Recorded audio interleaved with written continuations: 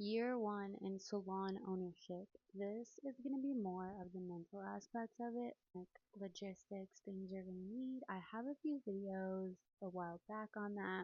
My salon in June, and I think one of the most common things you're going to feel if you're anything like me is, why do I get this? A lot of people that are going to feel the same way, that are going to think, why do you get to be in this space? Why do you get to have control of it?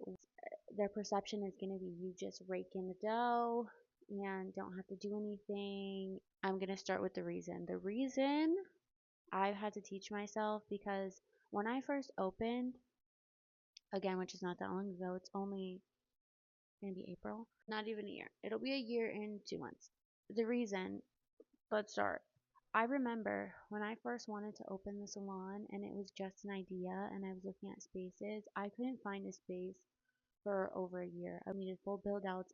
I have full videos on that too, of the build out process. And I couldn't even find a space at first that was within my budget that wouldn't send me into hundreds of thousands of dollars of loans.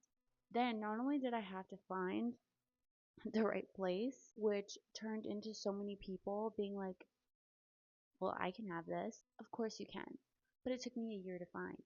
I made it look easy, made it look light. After that, not only did I have to deal with licensing and permitting and all the scary trips to City Hall and phone calls and paperwork, and it's expensive, and plumbing and putting in a sink and painting walls and filling holes and da da da, and signs, things you don't think about. We're gonna put a sign outside. I'm still doing it now. I've been open almost a year and I'm finally just getting able to put a sign outside. It's a million things that you don't think of. Who's gonna put up a door? Who's gonna close the hole in the wall? Because the plumbers don't close it. They don't do drywall.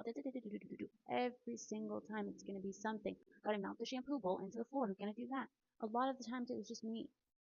A lot of times it was just me doing shit. And I forget this part when I was opening the salon, where I didn't want to take out loans. I didn't want to be in debt. I was already in debt, living life, having a suite. I already had debt that I was paying. I did not want more debt. I did not want loans. To do it without debt and loans, I had to be smart, and I had to say no to a lot of things. My friends wanting me to do things and having to say no, and then sending me events and being like, but this one's cheap, but this is so fun, come on girl, please, let's go to eat. Like, you know how many times I just wanted to, like, DoorDash my favorite food, Uber Eats my favorite food. You know how many times I wanted to go to like dinner parties, people's birthdays. Like, I couldn't do shit for at least like 6 months before I opened the salon. I had to say no to everything. Only the whole later half of my 20s, because I was starting over. I moved to a new state. I had to build clientele. I had to do other things. So not only did I sacrifice the whole end of my 20s for this, but I sacrificed months of not being able to participate in anything, not seeing my friends, not seeing my family, not going anywhere, not doing anything. You know how many times someone said, let's go on vacation, let's go out of town, and instead I used my flights and my miles to go back to my hometown that I hate and take my old clients so that I could pay my bills and open the salon and not be hundreds of thousands of dollars deeper into debt, and try to recover financially from opening a month at least where I couldn't even work because I didn't have anywhere to take my clients. I had to take like some people at home, and it's not pretty and it's not fun. And I had weeks where I had, to budget myself, weeks where I budgeted myself $20 to go grocery shopping. You know how hard it is to spend $20? I wanted to get snacks. I wanted to go buy cookies, and like sometimes I did do this, but I had to give up a lot, not only for months but for years of my life. I went back and forth from my hometown here for what, 3 years? I still have people asking when I'm coming back. I'm probably gonna have to go back again soon. When you get that question of why do I get to just sit on my high horse and rake in the dough, and when I first opened the salon, I had that feeling to such an extent where I kept the sweets so low where I was not turning a profit at all for months, like many, many, many months. And I had to look at myself and be like, listen, you went through hell. You went through so much to open this space. You said no to so many things. You missed out on so much life. And that's why.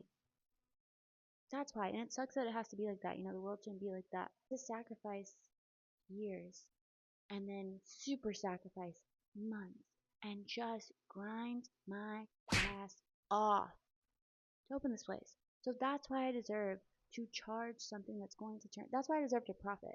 Even what I've raised the suites to is so much lower than what any other set of salon suites is going to charge.